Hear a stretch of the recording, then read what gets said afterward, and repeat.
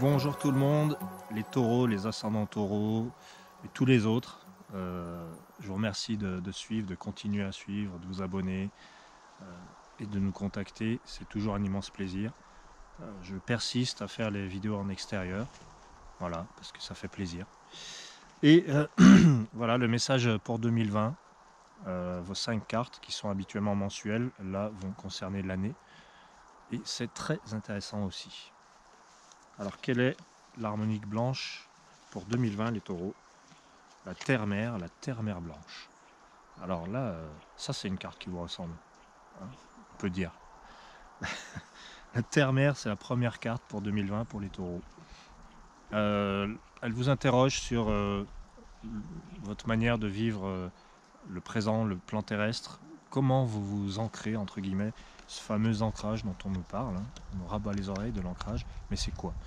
Bon, la terre-mère blanche vous dit il y a un potentiel d'ancrage, entre guillemets, mais est-il employé? Est-ce que vraiment vous êtes dans votre corps? Est-ce que vous êtes présent dans votre, bien dans vos baskets, réellement?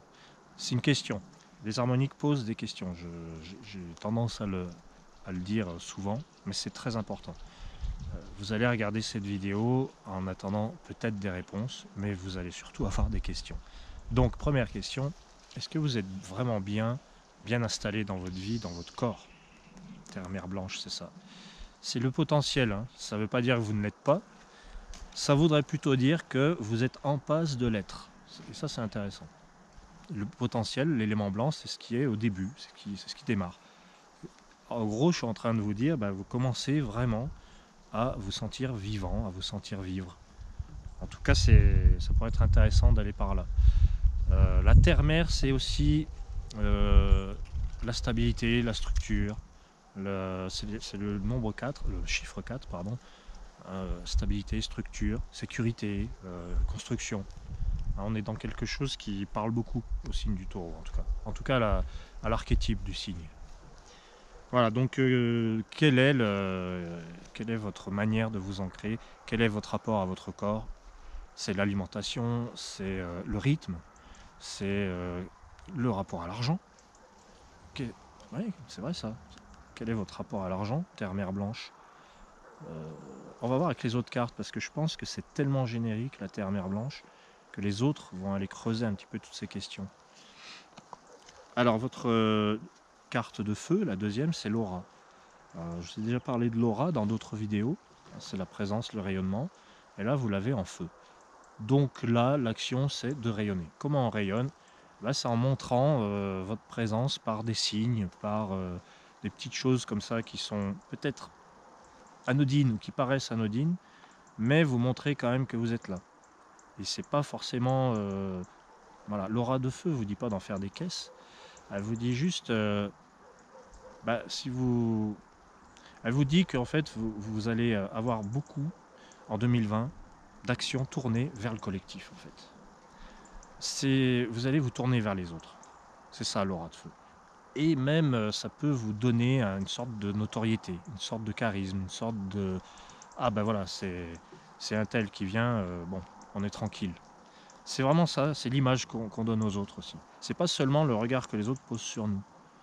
Donc il y a dans votre rayonnement, je dirais un regain de rayonnement, mais parce que vous vous êtes posé la question de votre présence. Voilà, être présent. Qu'est-ce qui marque les gens dans leur relation? Est-ce que c'est j'ai bien fait mon boulot, voilà, point barre, ou est-ce que vous avez apporté un petit plus qui est votre marque de fabrique et qui fait qu'on se souvient de vous? Voilà, bon, je pars là-dedans, mais je pense que ça peut vous intéresser. Votre troisième carte, c'est la lune de vent pour 2020. Alors ça, c'est intéressant pour ceux qui ont de l'intuition et puis qui aimeraient la structurer un peu pour la suivre plus facilement. Donc il y en a qui vont rechercher des supports, il y en a qui vont se tourner vers des méthodes qui vont utiliser, je sais pas, qui vont se former à des méthodes, qui vont acheter des supports, des pendules, des trucs comme ça. Mais l'intuition, finalement, est-ce qu'il y a... moi, je me pose la question, est-ce que dans les livres, on va trouver des choses? Alors je dis dans les livres parce que l'élément vent, c'est vraiment la pensée et l'intellect, hein. On est un petit peu comme dans l'élément air. Et quand vous avez la lune devant, c'est comment mettre en lien ces visions qu'on a, notre imagination, notre intuition, et ce mental, ce fameux mental qui nous sert tous les jours, qui nous donne des repères. Comment faire pour faire le mariage parfait entre les deux? Donc la lune va symboliser le fait de moins contrôler. La lune devant, elle vous dit contrôlez moins. Contrôlez un peu, mais moins. Il faut trouver l'équilibre dans cette histoire de contrôle. La lune devant, en fait, elle vous dit de faire la différence entre votre imaginaire et votre intuition. C'est pas évident, mais il y a parfois des choses qui sont juste, je dirais, oui, c'est votre imagination qui vous joue des tours, et ça peut venir brouiller l'esprit, la lune. La lune, elle vient troubler un petit peu. Et on a l'esprit troublé dans nos objectifs, dans nos pensées, même dans nos relations, du coup. Ça vient un petit peu mettre un peu de bazar dans nos relations, parce qu'on se fait des idées. La lune devant, c'est ça, ne vous faites pas d'idées. Vous avez une intuition, allez plutôt chercher votre intuition, plutôt que de croire les histoires de votre mental qui vous racontent un petit peu n'importe quoi des fois. Ça c'est valable pour tout le monde, hein. Je m'adresse vraiment à tout le monde. Et ça me rappelle des fois où je me suis mis dans des états parce que j'ai cru comprendre que, et quand on croit comprendre, c'est pas suffisant. La lune devant, elle vous dit, ne croyez pas comprendre, elle vous dit, écoutez votre vie intérieure, elle sait les choses. C'est pas avec des arguments, voilà. C'est pas avec les arguments qu'on peut expliquer dans une relation pourquoi ça marche pas. Il n'y a pas d'argument. Il faut aller voir dans l'intérieur, dans l'intuition. Et on balaye toutes ces histoires-là qu'on se raconte. Oui, je ne veux plus lui parler parce que... Non, il faut vraiment que ça vienne du cœur, en fait. Voilà. Donc, en 2020, il y a peut-être l'expérience de modifier ses rapports aux autres en écoutant moins les histoires qu'on se fait et en écoutant plus ce qu'on a sur le cœur, vraiment, ce qui nous... On le sent. Puis le taureau, donc l'archétype du corps, du ressenti, du coup, à fleur de peau, hein, c'est sensible aussi. Voilà, donc cette lune devant, elle vous ressemble. Et puis la lune, en astrologie, elle est plutôt à l'aise dans le signe du taureau, qui plus est. Voilà. Vous avez en maison 4 le feu de jade, le feu sacré de jade. Le feu, c'est, j'ai déjà abordé, je crois, dans un horoscope mensuel. C'est ce qu'on fait avec les mains. Donc ça revient. Moi, ça ne me surprend pas quand il y a des cartes qui reviennent. C'est que le message est encore en cours, hein, il est encore valable. Et d'ailleurs, ce serait... je trouve que c'est même plutôt bon signe quand les cartes reviennent. C'est que on est encore dans la même énergie, on est encore dans le même truc. Feu de jade, on est quand même dans l'élément jade. C'est donc prendre un petit peu les commandes au quotidien.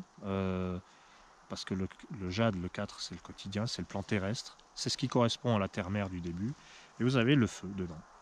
Alors, il y a aussi l'idée de comment dispatcher, comment utiliser son énergie. Avec le feu de jade, il se peut qu'en 2020, vous alliez jusqu'à l'épuisement parce que vous faites trop de choses, vous pensez trop de choses. Il se peut que vous en demandiez trop ou qu'on vous en demande trop. Il ne faut pas oublier le repos. Il ne faut pas oublier ça. Parce que là, le feu dans le jade, c'est vraiment l'activité, la suractivité, l'hyperactivité, la fatigue.